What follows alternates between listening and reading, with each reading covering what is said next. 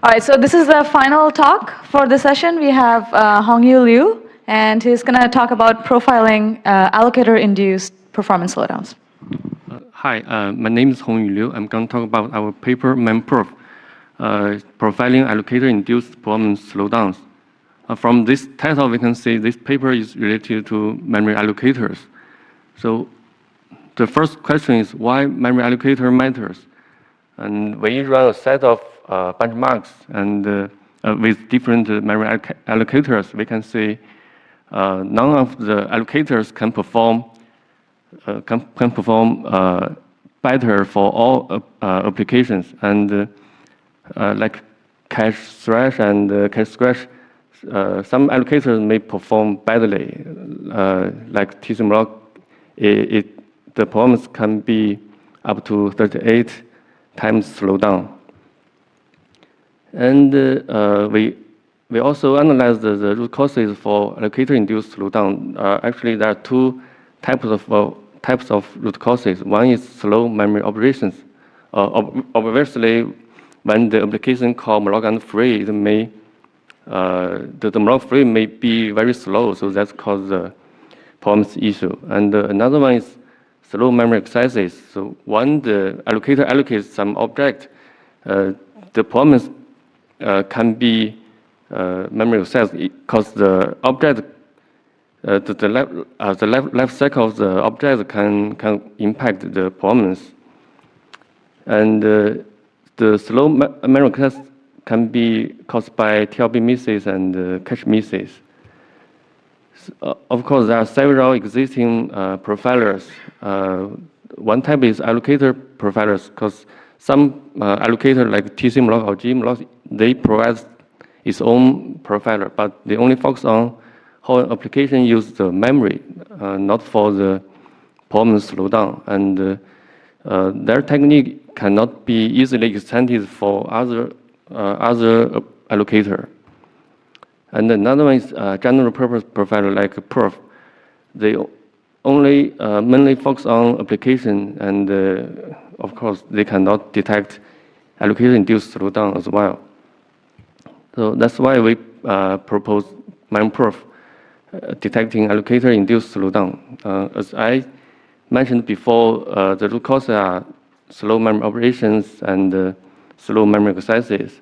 So for slow memory operations, we propose a technique called performance modeling to kind of simulate the operation time consumption. And for slow memory accesses, we can identify that by TLB or cache misses. So let me introduce the performance modeling first. The intuitive idea is when we would like to know the performance issue in malloc and free, we can use an optimal allocator and then run the application 2 times, and we can observe the performance difference so that we can know whether there's a problem in the allocator. But the problem is we cannot find the optimal allocator.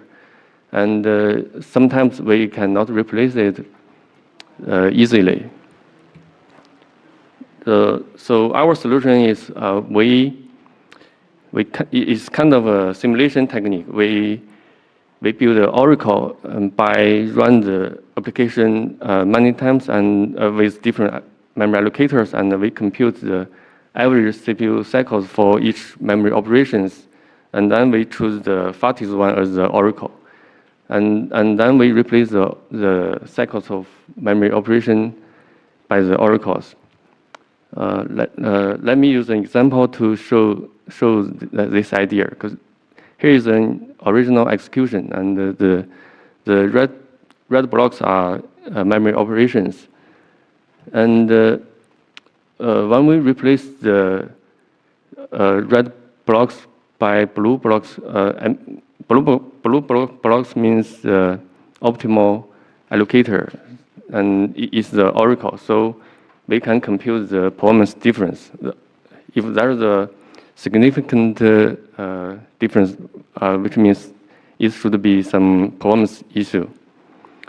And also we need to handle additional challenges like different types of operations, like malloc, calloc, relloc, and so on. And we need to handle multi-threaded programs. If you are interested in, you can take a look at our paper for the details. And another technique is to detect allocator-induced TLB or cache misses. The problem is we cannot directly count TLB and cache misses in heap objects, because if we use perf or like PMU to count TLB and cache misses, it cannot distinguish whether it happens in heap object or global variables. So we define some application friendliness factors that can represent the severeness of TLB misses and cache misses, and we measure that use PMU sampling.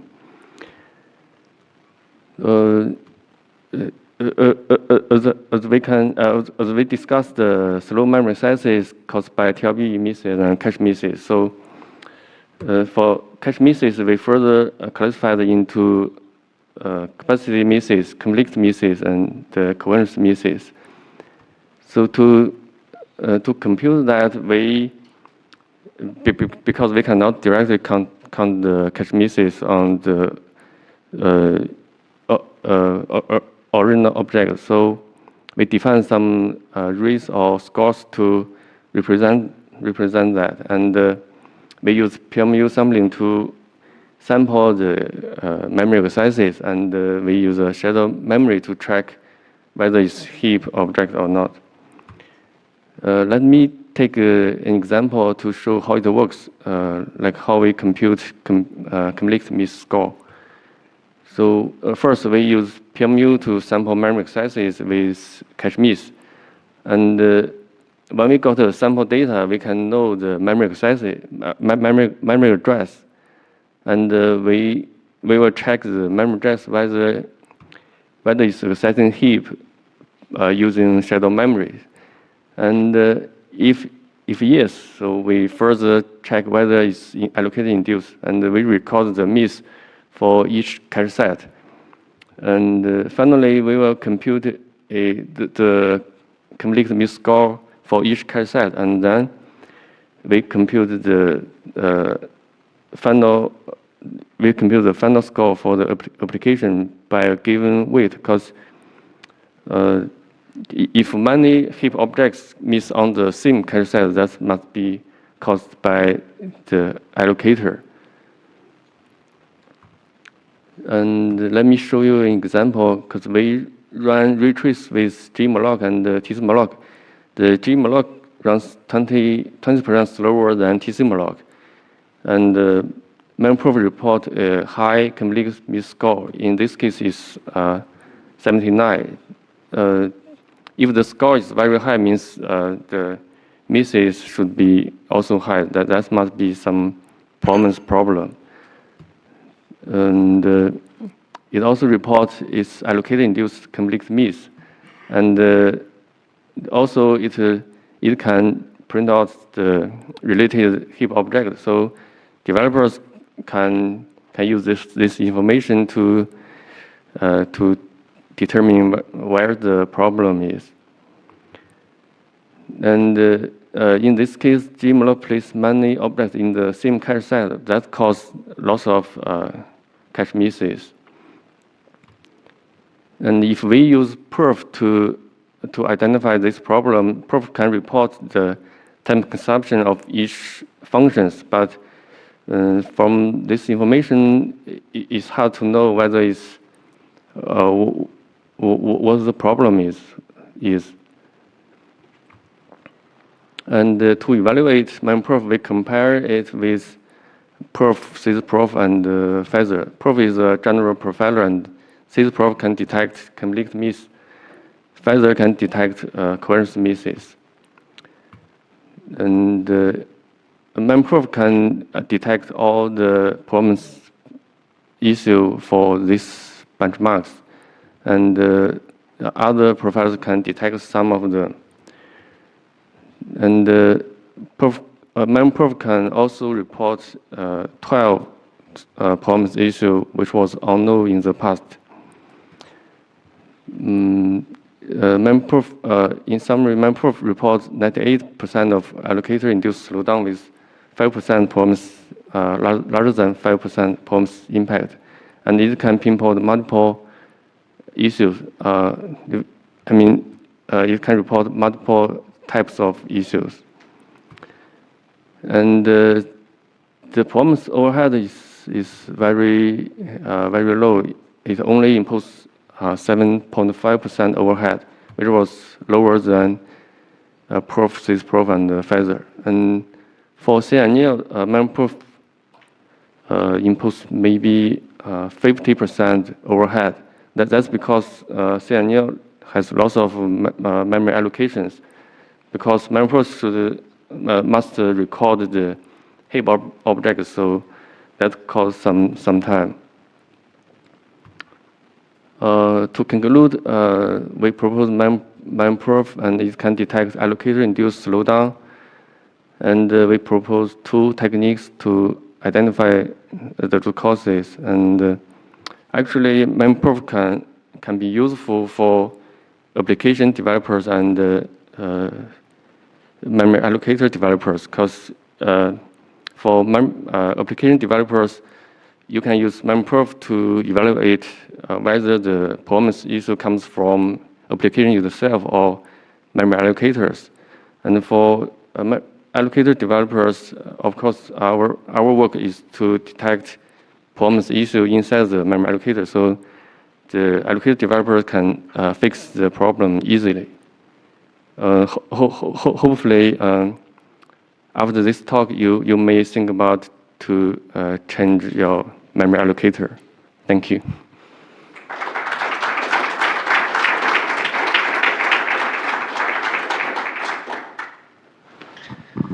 So one thing that's not quite clear to me is, does this approach scale if you have a very large application with thousands of application thousands of allocation types?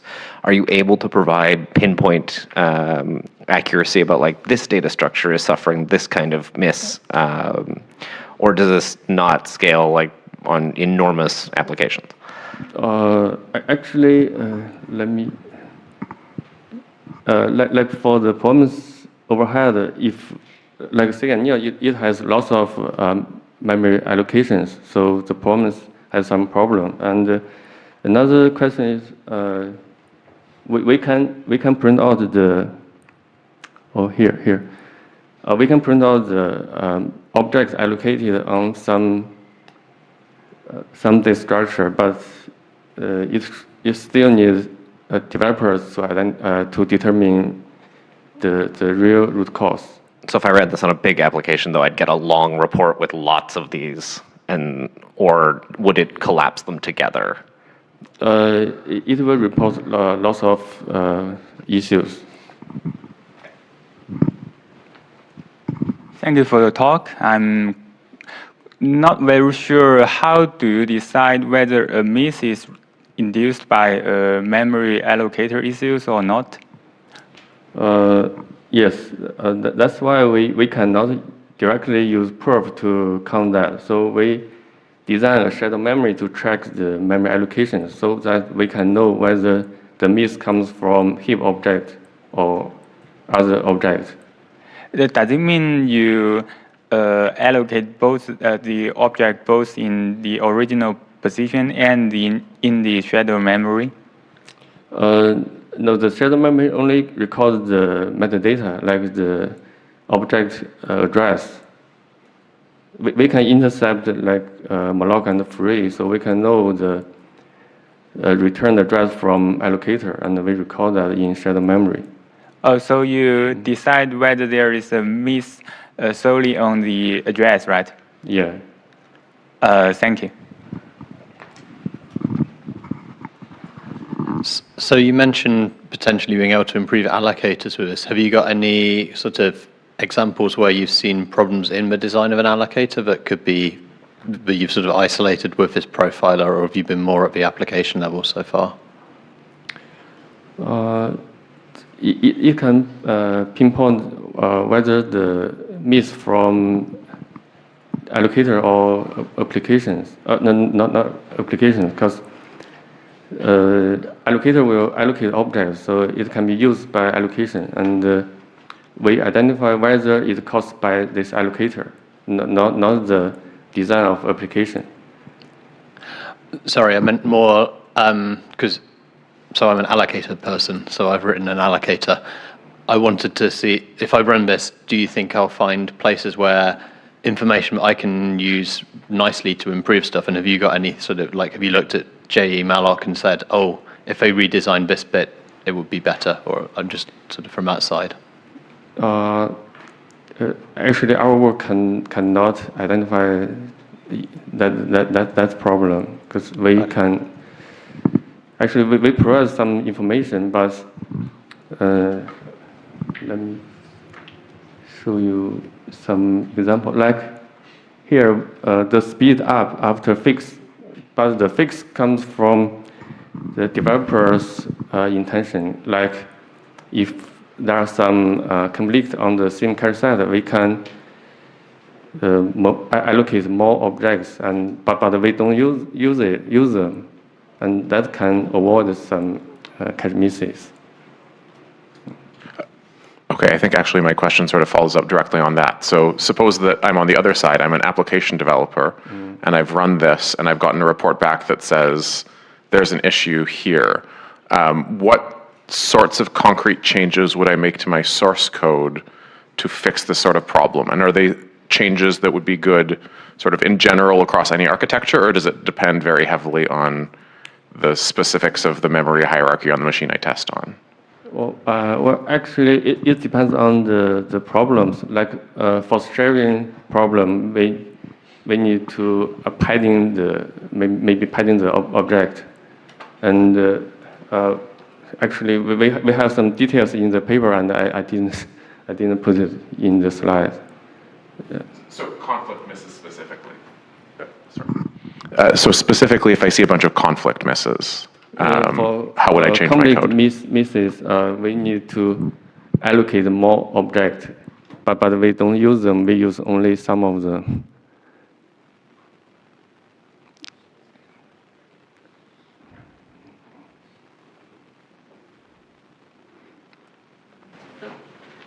When you do profiling, do you take into the environment into account? Because some, obviously your application will run in the larger content. The larger content, for example, your kernel, whatever system you're running, they might have effect on the memory allocator. Is that correct here? Especially for the cache or for other things, because... yes, for the... Yes, for the like the example conflict miss score, we need to consider the architecture of the underlying system, because maybe different machine has different cache sets, so we need to consider that. That is a parameter for our tool. You can change that. Yeah. Okay. All right, thanks so much for the talk, and that was the last talk. Thanks very much, everyone.